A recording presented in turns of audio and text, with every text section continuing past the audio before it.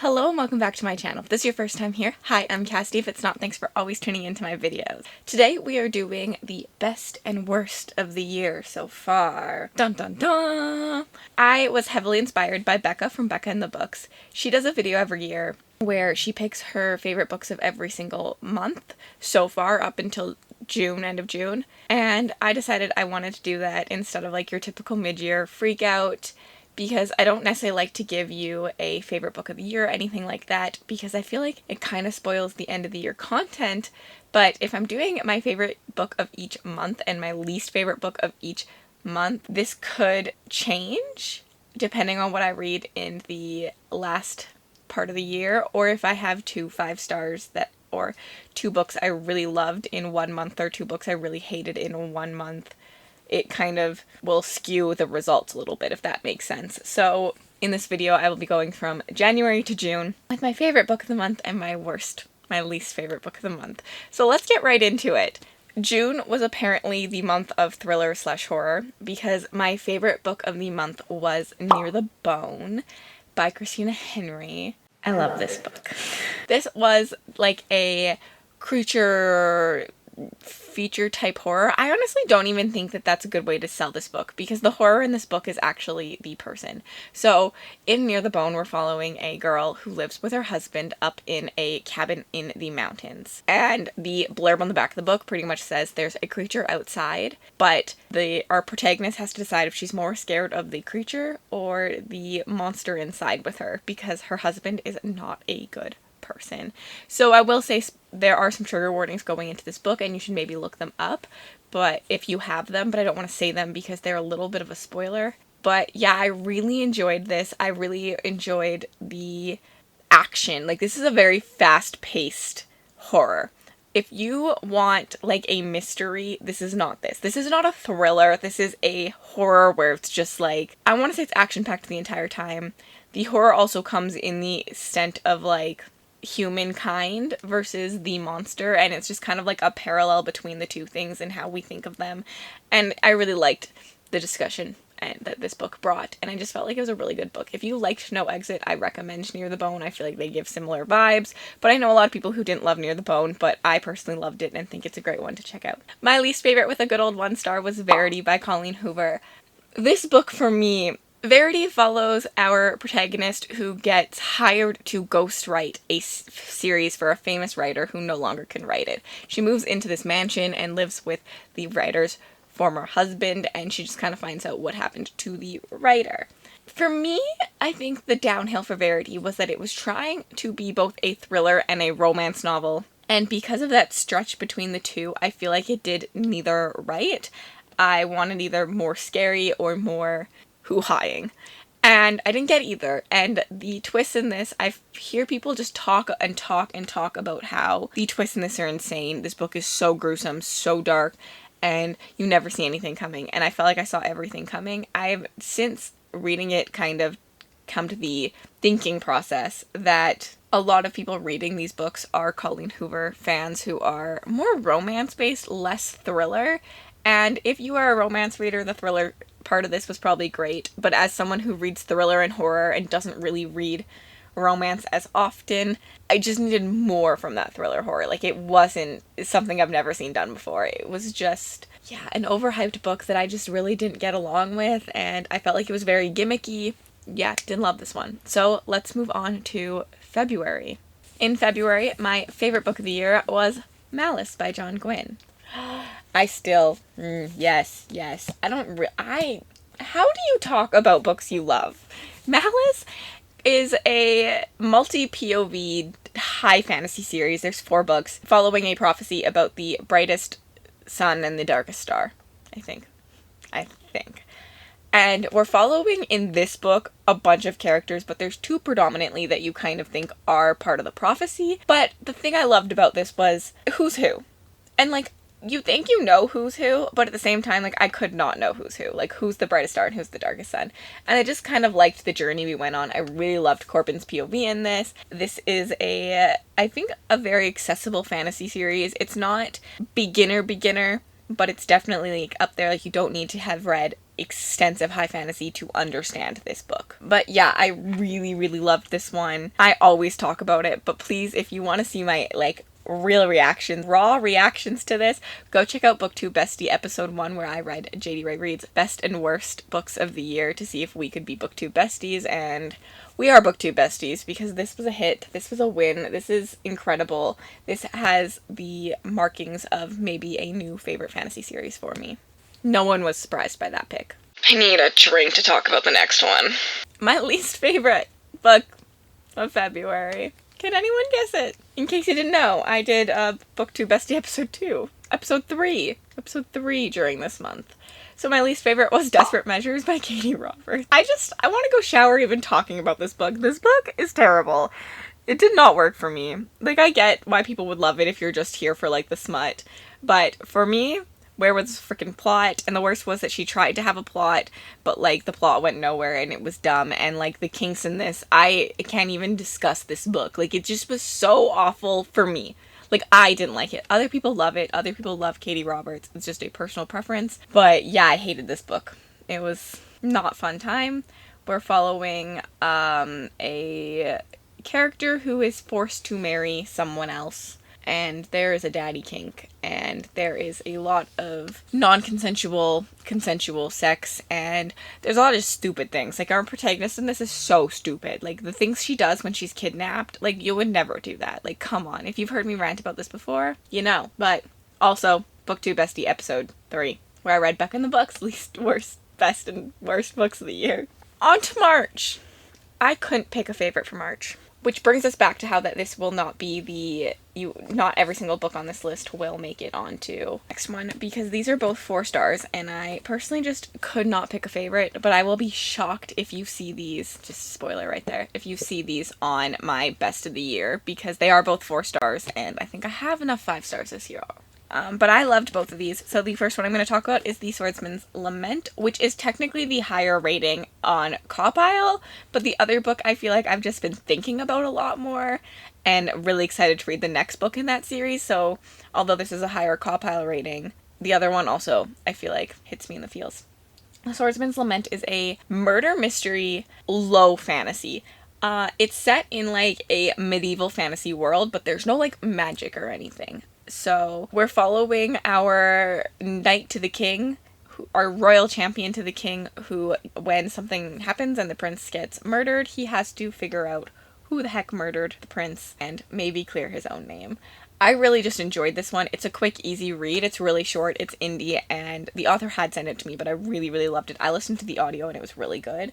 But this is just like one of those reads where, like, you just want something light and something fun, and I feel like this was that. This was not a high epic fantasy, but it was just a really great time. And I love a murder mystery. And I loved the characters in this. I always say that our protagonist belongs with the Greatcoats. He just has that type of humor and build to him. The other one that I couldn't decide on was Ailborne by Daniel T. Jackson, which is also an indie book, so I had some good time with my indie vlog in March. Both of these were 4 stars, though. Ailborne is following a world where there's the Lord Adul, who was possessed with divine powers, and when he passed away, he had his ascension to heaven, and now religion. Like, he's like their Jesus Christ. And then we follow 4 characters who get a vision and wake up with powers, but this is bad, and the church is trying to find anyone who has powers or visions and get rid of them. You don't really know why the church wants to get rid of them, and you don't really know why they have these visions or powers. You just see them have them. It is a very religion-based book, like Christianity inspired like crazy. So if you don't like that in your books, you probably won't like this, but it's done so well, and I truly, although it was very heavily inspired by Christianity, felt like they did a really good job of making it their own, and really shows the extremist values in religion. Not that religion is bad, it just shows that, like, when something is taken to an extreme, shit hits the fan. So, yeah, I have been thinking about this book since I read it, more and more as it goes. I cannot wait for the second book, although I didn't absolutely adore it. It's not a 5-star read, still a 4-star. I'm really excited to get to the next one, and I have a feeling the next one could make it to a 5-star. My least favorite read of March is The Storm of Echoes by Christelle DeVos. This is the final book in the Mirror Visitor Quartet. The biggest disappointment of my life because I love that series. The second book got 5 stars. The first and the third are sitting at a 4-star, and this got a 2-star. So this was just a letdown. Didn't enjoy it. The way Jade describes it is the best possible way. We could see the end clearly, and we just turn around and walk away to make the book longer. And it just didn't work for me, and I felt like I lost what the book was about. Like, it went a completely different direction than I wanted it to go, and that's my own fault, and that's my own disappointment, not on the writer, obviously. She wanted it to end a different way than I did, but just felt like I was being led astray the rest of the series, and then I got this. So I didn't enjoy this one. I didn't really care about anything happening in this book. Didn't really care about the characters because we're with like all new characters again, and I just wanted to go back to the pole where my heart really is because I love the pole and I love those characters and I love that arc, and we never went there, so sad life. But in April, my favorite book of the year was The Fall by Ryan Cahill, another indie book. I told you, indies are making their time this year. The Fall is a prequel novella to the Of Blood and Fire series by Ryan Cahill. I had previously read Of Blood and Fire, and I read The Fall after, which I believe is like suggested. You can read it first or second, doesn't really matter. I enjoyed reading it second because I just had already an idea. I think it made me understand the prequel novella a little bit more because I already knew how the world worked and stuff. The Fall is just like a bang, bang, bang book is how I'm going to describe it. Like, things are just happening. It's action-packed. It is happening during a battle, and a big battle in the history of the world that you get in Blood and Fire. We do see one character overlap, which is kind of cool. I think it would be cool either way that you read it to then see this character overlap. And there's dragons, dragon riders, and I really, really just enjoyed this, which is really good because the Fall of Blood and Fire only got 3 stars from me, and then I absolutely adored The Fall, so I cannot wait to get into Of Darkness and Light and continue that series, because I have Of Darkness and Light, The Exile, which is another novella, and then another one. And I never read novellas. Like, I rarely read a novella of a book, so the fact that I read this and adored it means I will continue to read the novellas by this author. So yeah, I just really liked The Fall, and I 100% would say pick it up. I believe you can get it for free on the author's newsletter, but I'm not entirely certain that's still a thing, but when I read it, you could. And my least favorite book of the month is There Is No Devil by Sophie Lark. I have nothing to say. This book sucked. This book should have never existed. The first book should have been a standalone. There are no saints, and just don't talk about this book. It's like, we don't talk about Bruno, we don't talk about There Is No Devil over here, because I am erasing this book from history. I never read this. The first one is great. I'm gonna keep that. It's a standalone. This book. Bye. Leave. Get out of here. In May, my favorite book of the month was Fires of Vengeance by Evan Winter. This is the second book in the Burning series that starts with Rage of Dragons. Evan Winter is a remarkable writer. If you have not read this series, please, please do. I think that this is such a unique series and so strong of a fantasy series, and so incredible. In Rage of Dragons, we're following Tao, who is, in this book, considered a lesser race. And something happens that sets him on a quest for revenge, and he starts to make his way up in rank and military and kind of get to a point that he's trying to prove to himself that he can do everything the superior races can do, and he'll be better than them. And it's just a very, like, gut-wrenching journey, because I will say a lot of people don't like Rage of Dragons because Tao is very one-dimensional. He is on his quest for revenge, and that's it. Like, he's got blinders on. But it's, like, gut-wrenching because we've all been there. Like, we've all had this one thing where, like, you can't see past it. Like, this is the only thing you see. And for Tao, it was just to such an extreme. And we finally get to see in Fires of Vengeance Tao take off those goggles. Like, he no longer has blinders on. And you start to see him kind of learn a little bit more of the world. He's still Tao, and he's still very much set on his quest for revenge, but he's starting to have his eyes opened a little bit more. And I really did enjoy that about this book. And the magic system in this is so cool, and like the underworld thing that they have is really, really cool. If you're looking for our Fantasy Bingo, a book that would work for timey-wimey thing, but not time travel, I think these books would work perfectly because of that underworld thing. My least favorite book of April was Paint It Red by St. Abby. Spell Stabby. It's the only reason I remember it. And this book, I loved this little series bind-up thing, but this last book had an ending that just really, really irked me. And because the ending bothered me, I couldn't let go of the plot holes. So, like, you know when you're reading a book and you're just enjoying it, so I was like, okay, like, there's plot holes, I don't really like this, but I can let it go. I can let it go. Like, it's fine. It's fine. That's how I was feeling the entire book. Like, I was just enjoying it regardless of the things that could bother me. But I got to the ending, and this ending happened, and it was so bad that all of those things I had previously ignored just could no longer be ignored. So the book really pissed me off because of that. I still recommend the series to people, and most people can just overlook the ending and just be like, well, that was a crappy ending, but I still really enjoyed the ride. For me, it just kind of negatively affected my ride of the entire series, but I definitely suggest them. There's 5 novellas that are about 100 to maybe 200 pages long. So easy, so quick, and it's a really, really fun ride. This is the Mind F series by St. Abby, where we're following a serial killer and a police detective who is on the serial killer case, who accidentally fall in love, and obviously they don't know, well, one knows there's the police officer, but the other doesn't know that they're the serial killer, and you kind of start to figure things out together.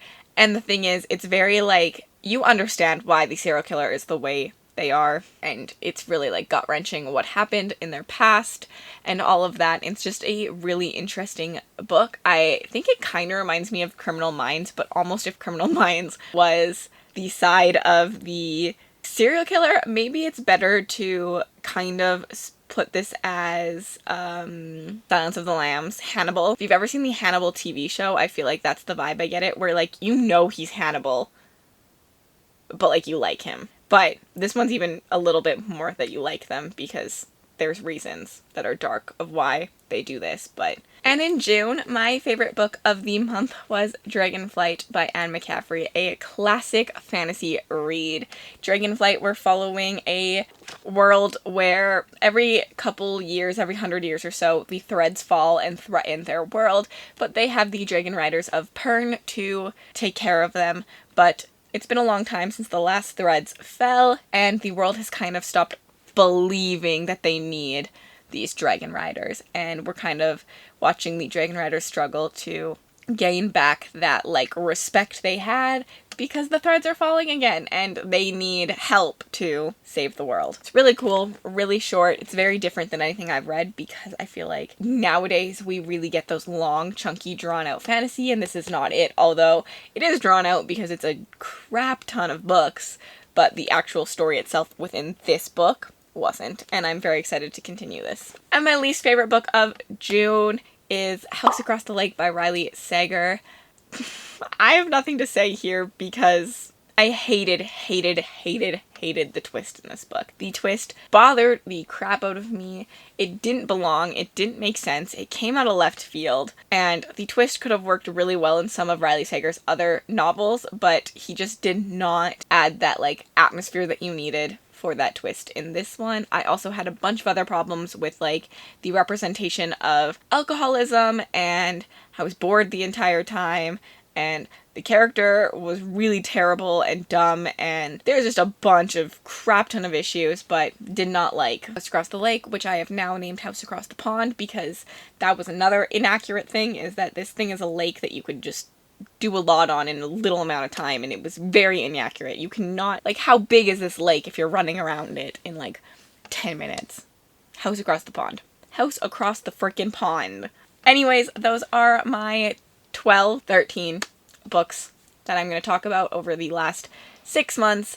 I've actually had a really good reading here. I think a lot of people won't say I will. If you're looking at my stats, I've given out a lot of 1 and 2 stars, but, like, I don't mind 1 and 2 star books. I think I enjoy a 1 and 2 star more than a lot of people do, because my rating system is a little bit skewed lower than I think other people's are. So, like, a 2 I find is sometimes someone else's 3 for me. So it's just about how you look at books, I think. So, like, I don't really mind my reading. I've had a lot of 5 stars this year for myself, and a lot of 4 stars, and I love a good 4 star. So I've had a really good month, a really good year. I've read some all-time favorites, I think, during this year, and I'm just hoping to continue with the next 6 months of reading some really freaking good books. And let me know down below if you have any best or worst of the year that you would like to talk about so far. And if you'd like to leave me an emoji just to say you were here, leave me, is there an alligator or like a crocodile emoji? Leave me one of those. If not, just tell me that there's none. And if you'd like to connect with me on other platforms, my Bookstagram, my Book Twitter, my Goodreads, and my Patreon are all linked in the description bar below. Have yourselves an absolutely remarkable day.